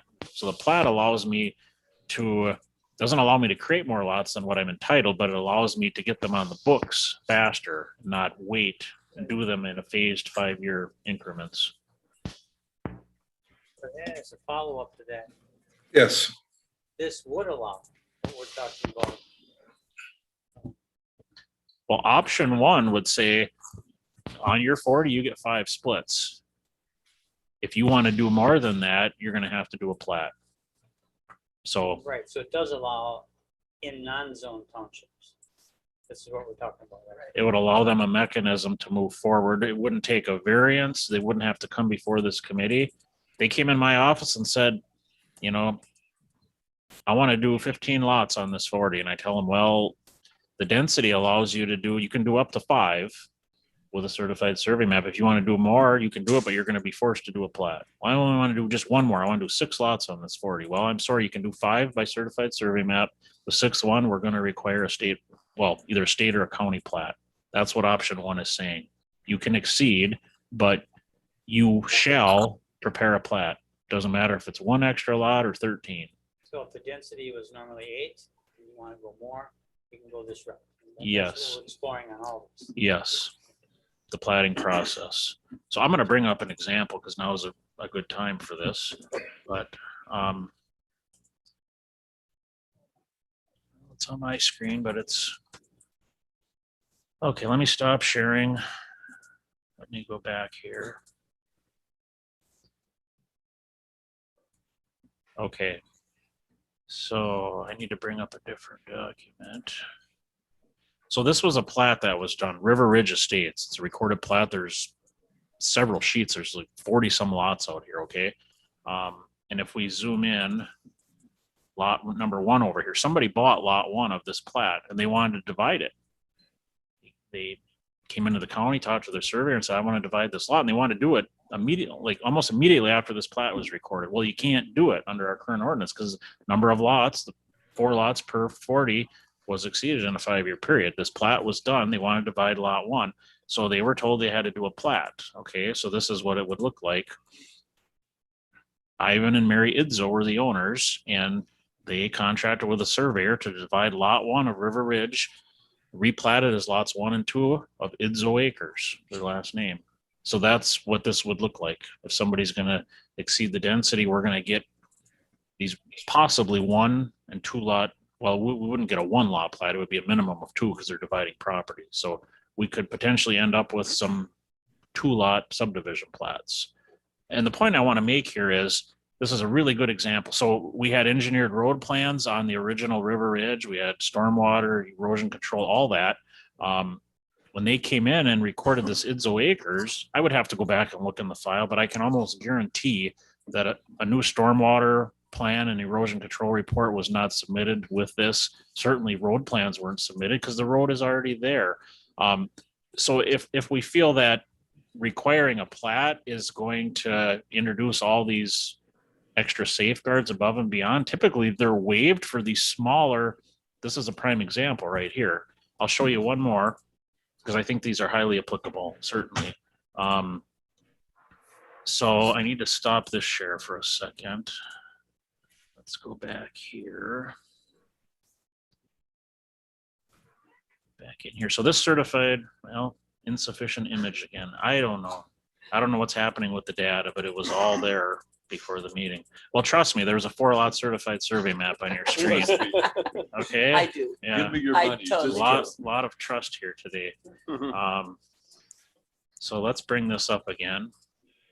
So somebody had a 4-lot certified survey map, and then somebody bought lot number 2 of that survey map, and they wanted to divide it, and they didn't want to wait 5 years. So they were required to do another subdivision plat. His name was Dave Acker, and this is Dave Acker subdivision. He took lot 2 of an underlying certified survey map and created lots 1 and 2 of this new plat.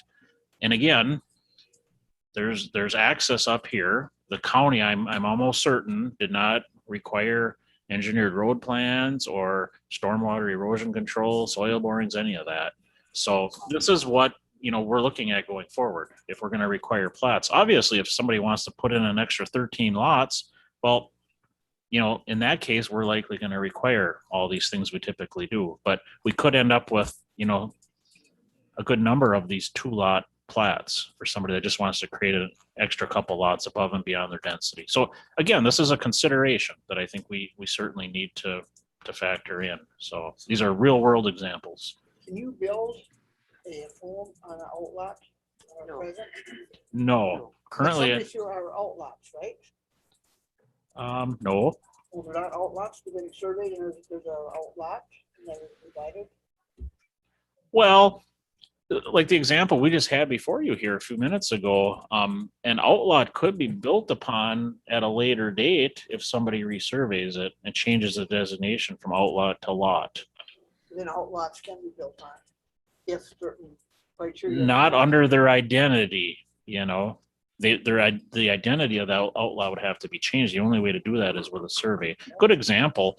I was asked to do a cursory review of a plat in the village of Elk Mound. It's called Stetler's Ridge. And it was a certified survey map that had a couple large outlots. And we're talking probably 20, 30 acre outlots that were done years ago. They just didn't want to develop them at the time. And now they're coming in, platting those outlots into, I think it was a 10 or 12 lot subdivision plat. So once that new plat is recorded, that outlot designation is gone and the legal description gets superseded with the lots of the new plat. So on their own, no, outlots cannot be built upon. But if they are improved or resurveyed and designated as lots, and they meet currently, certainly setbacks and different things that the county ordinances require, then yes, they could eventually be built upon. Mhm. Tom, how does this option differ from what's currently in existence? Is it significant or are they relatively close? Bear with me one second. I'm trying. I'm struggling here to get my meeting packet back up.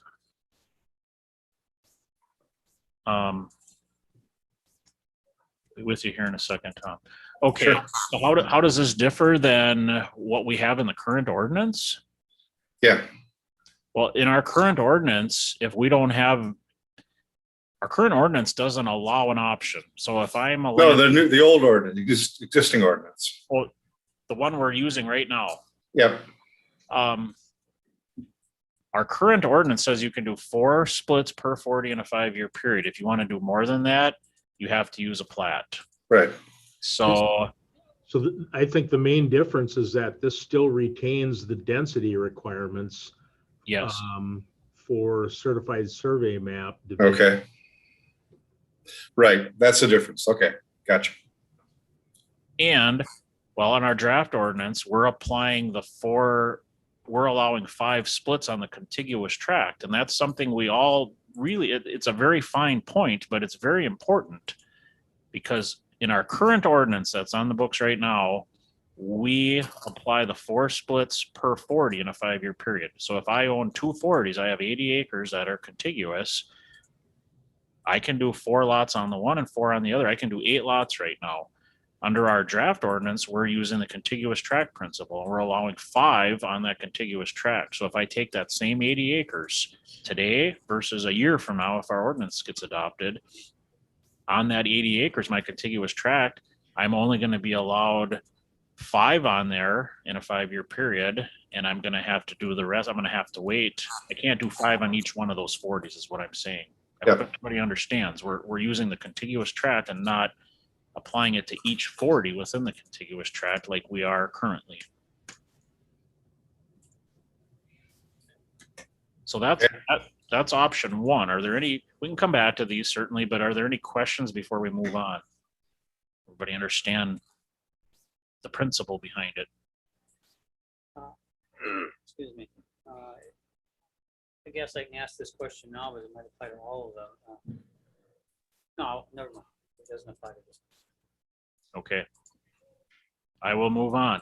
So a second option is a variance process specifically for an exception to the density requirements, incorporate process for and require town approval. PR&D committee would be the final approving authority for the variance. So considerations, variance requests should be tied to a set number of lots. So if you're going to come in, you need to tell us, hey, we want to exceed the density by 3 lots or by 13 lots. It's not going to be an open-ended request. We're not going to just waive the density requirement and have it be a free-for-all. You have to have a plan in place and we have to approve it. And if we approve 3 lots and a year from now you want to do a 4th lot, well, that doesn't fall under the purview of our first variance. You're going to have to come in and ask for another one. So tied to a set number of lots, the approval should be limited to the number of lots requested by the applicant. The number of lots being requested would determine whether a CSM or a plat is needed. Okay. So again, that would go back to the 5 on the contiguous tract in a 5-year period. If they're just proposing, they haven't done any development for a while and they just want to do three extra lots, well, they can do it with a certified survey map, provided they haven't exceeded the 5 in the 5-year period. But if they have exceeded the 5 in a 5-year period, even if it was 1 more lot, then they would be required to do a plat. So we're not going to throw that part of our ordinance out. So again, very clear on this, the number of lots being requested will determine what type of document is needed. The process would only be applicable to the unzoned towns. We certainly can't apply this countywide. If we did, it would contradict the provisions in our zoning ordinance. We don't want to trump that. So clear standards and requirements would need to be spelled out. What would these be? Right now, we don't have any of these listed. Certainly, if we're going to move this direction, then that's something we would want to spell out. For what reasons would we deny a variance request? Timelines and process would need to certainly give consideration to the town board meeting schedules. Mr. Christofferson is here and expressed maybe a frustration with how we handled things in the past. The towns only meet once a month, and depending when you hit their agenda, they may have to hold either a special meeting or not have time to even chime in. So we certainly would want to give consideration to their meeting schedules. Advantages would allow landowners in unzoned towns to have an alternative similar to those in a zoned town. So it'd be a plan B. If granted, this says would use a plat to increase the number of lots created, but technically they could use a certified survey map. If we go back up to the first consideration, depending how many lots are being requested would dictate what type of document is needed. So it would give them an option. They wouldn't be singled out, so to speak, or run into a dead end roadblock. Would allow for additional development in areas best suited for residential purposes and would prevent marginal or poor sites from being further developed. Disadvantages, certainly the PR&D committee and the town may not be in agreement on some land divisions. The provision could be used to circumvent the intent of the ordinance. In other words, if I'm granted a variance to build a retirement home, that's what I'm telling the committee, but soon after, I convey the lot to somebody else. And that can happen with everything. There's always ways people are going to skirt the ordinance. We can't plug all the holes or account for all the loopholes that somebody may try to use. But it is a disadvantage. Increased administration time for staff, including tracking of variances and number of lots created. So any discussion on item number 2? Again, they would come before this committee. It would take collaboration by the town, the respective town that they're in, and this committee, and the PR&D committee would have final authority on this. There are some details certainly that we're going to have to work out. We don't have in here. So would, as in our other zoning, would the towns, I mean, would you consider the towns to have veto authority over it also? That's a good question. I'm not prepared to answer that. Maybe Corp Council can. Yeah, the discussion from the last meeting, where we were talking about this, focused on having a requirement that the towns approve it first. Right. So I guess in a sense, they would have veto authority if and of course, there are variations of this that could be incorporated, but conceptually, the way this is written, the veto authority would really be more in the form of making the first determination. If the town doesn't want the subdivision, it could end there. There'd be no point in coming to the PR&D committee. But as noted, the committee and the town board may not be in agreement on some land issues or land divisions. If the town recommendation is required, and approval is not, but only just that they make a recommendation, then it creates the potential for disagreement. It could be either way, but conceptually, this says you have to go to the town first and get their approval, and once you do, then you come to us. And would there be a set of criteria that the PR&D committee would use in evaluating its decision? Yeah, those would have to be formulated. We'd have to come up with those. We were trying to stay broad and conceptual at this time because there's so much variety here being presented in these three alternatives. We just felt that if the committee had a preference, we would focus on that preference once it was made. Yep. Okay. Any other questions from the committee on this option for now? Okay. And then I'll move on to the last option, number 3. So we would remove the density regulation for the unzoned towns and reduce the number of splits allowed in a 5-year period by the CSM process, currently proposed at 5, down to some lesser number, 3, 2, 4, I don't know. This was an option that was brought up at the end of the last meeting, I believe, by Supervisor Bjork. So we wanted to include this in here as well. So what this would say is, no more than 3 splits. We'll just throw that number in. No more than 3 splits can be done in a 5-year period by a certified survey map process. So even if I'm allowed, say, my 10 splits, it would take me successive 5-year periods to get all 10 of those done, right? Unless I wanted to do them quicker, then I could use the platting process.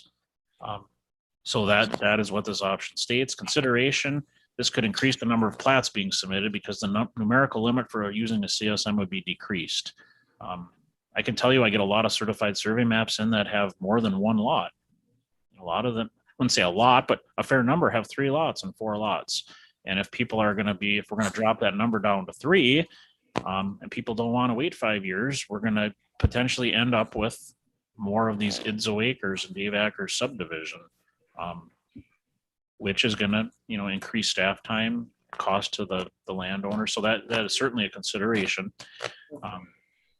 Would the standard be applicable to the entire contiguous tract or to each quarter within a contiguous tract? So again, if I'm a landowner that has 200 acres, I have longevity on my side, but if we're going to have this number be dropped down to, let's just say 3, and I'm going to just throw a number out, I get 25 splits on that land, it's going to take me a considerable amount of time to get these lots put on there by certified survey map if I do not want to bear the expense of having a plat done. So versus we apply this to each quarter. You may remember when we started out way back when with this ordinance, we were not operating under the contiguous tract principle with respect to to parcel creation. We were allowing 4 splits on each one of the 40s within the contiguous tract. We had a provision in there that if a lot was being proposed that it was parts of multiple quarters, it would be counted against the quarter in which the greater lot area of that parcel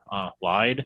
And it becomes, a little more messier to track things. So that is certainly a consideration. If we're going to go this route, do we want to consider allowing or placing the standard on each quarter or have it applied to the entire contiguous tract, because it does make a difference, certainly on the larger sized parcels.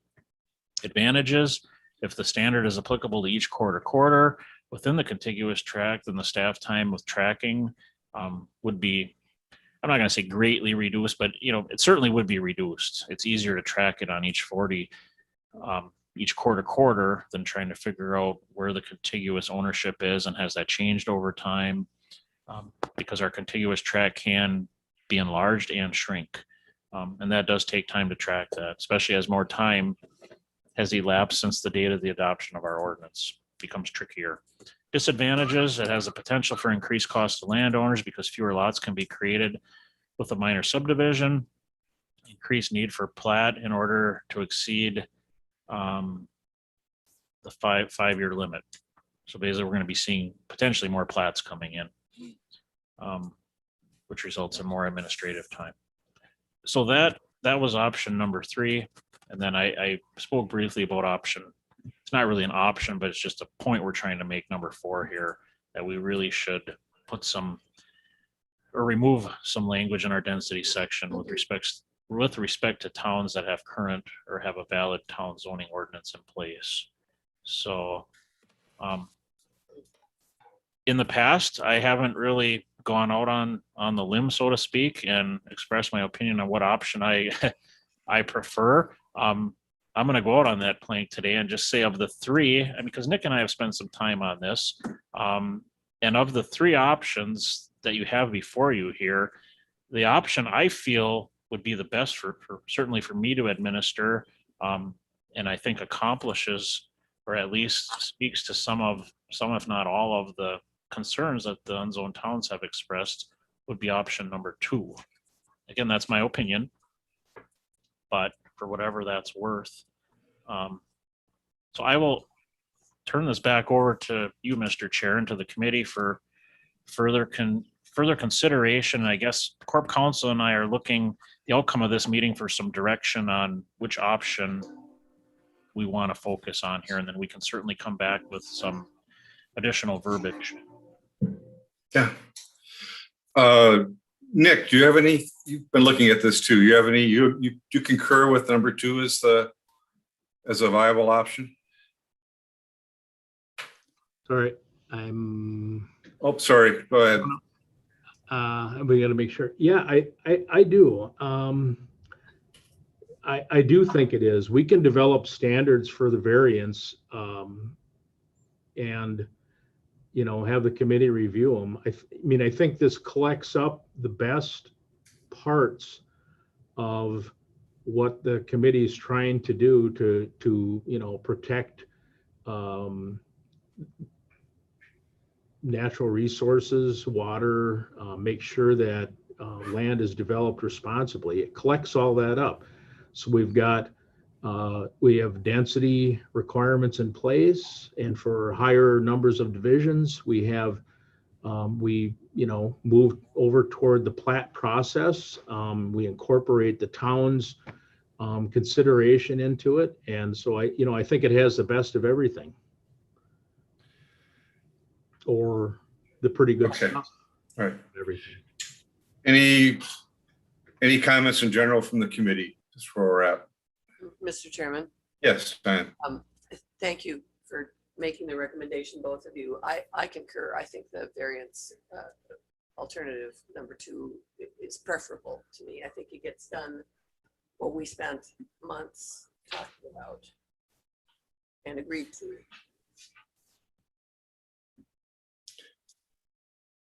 Anyone else?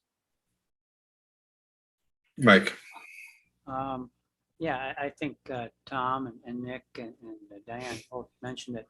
The whole goal is to meet the goals at the beginning of this ordinance and the goal of the county, all these environmental goals that we're looking to meet. And if you think this is the best one,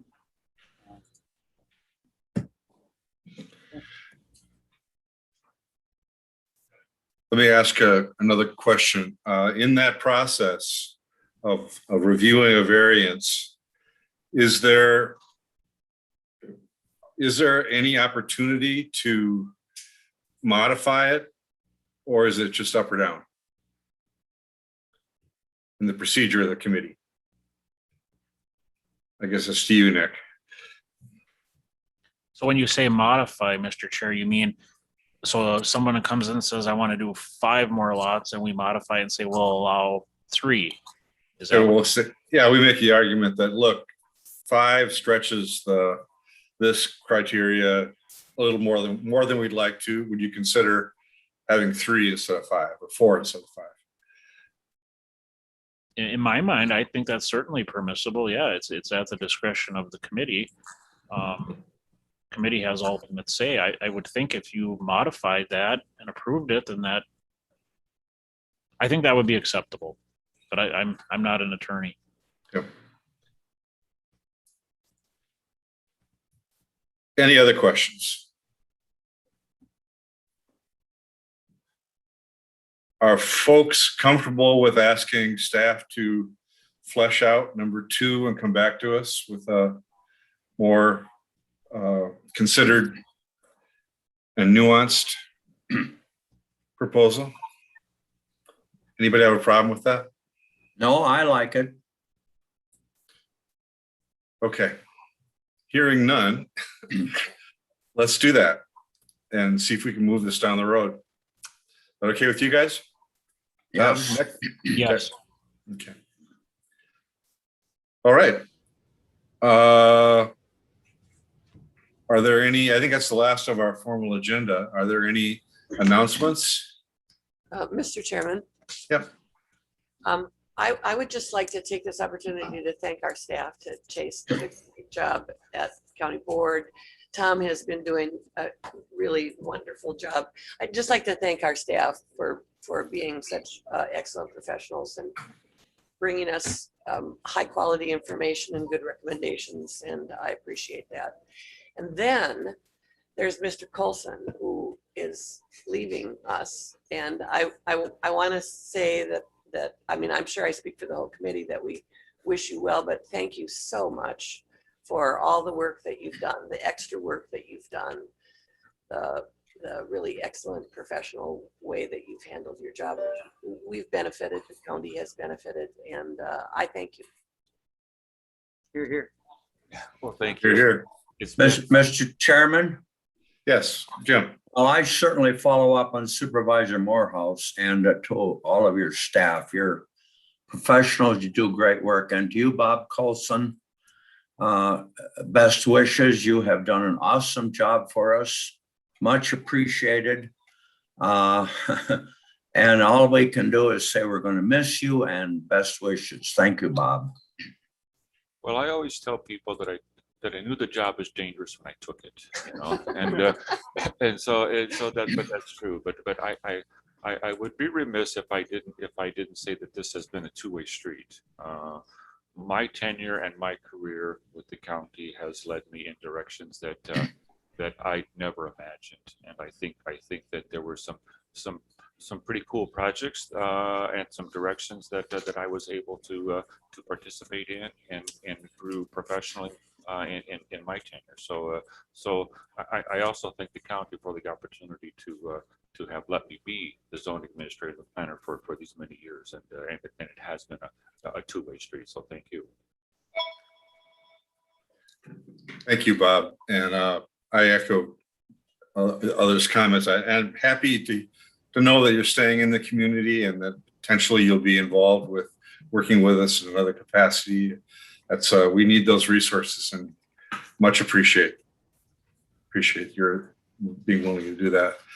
I don't think this is my last time at this committee, at least for a while. So you'll I still suspect see me around a little bit here. No, and I'd also want to echo Diane's comments about the other staff, and from Morgan to everybody else, and Nick and Chase, everybody. It's just been really great to have the level of commitment and good judgment that you all provided us. So thank you on behalf of all of us. Any other announcements or thoughts? Okay, then we're adjourned. Thanks, everybody. See you in 2 weeks.